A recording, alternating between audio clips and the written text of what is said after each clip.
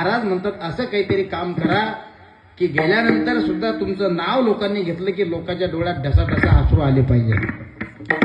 कोणाच्या मूर्त्या बघा तुम्ही, चांगलंही काम कार्य करत असताना आणि वाईटही काम कार्य करत असताना काही लोकांच्या हातातून होत असतं. ऐका, या भारत देशाची गायन कोकिळा म्हणून संबोधल्या जाणाऱ्या कोण होत्या हो?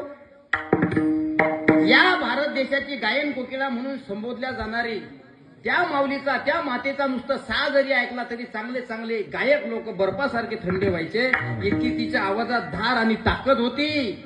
तिचं नाव आहे लतादिती मंगेशकर. किती गाणे गायले, किती गाणे गायले, पण जाता जाता आजही तिचं नाव आपल्याला घ्यावं लागते.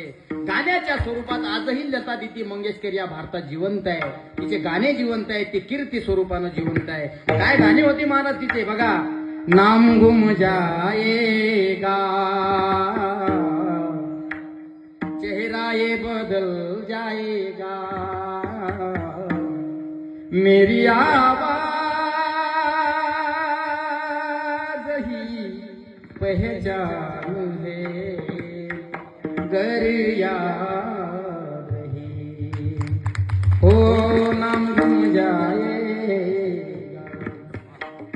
गेल्या महाराज त्याही स्वर्गवासी झाल्या, पण आज जिथं जिथं लता दीदीचं गाणं कानावर आलं त्या गाण्याच्या माध्यमातून प्रत्यक्ष लता दीदी आपल्या डोळ्यासमोर उभी राहते.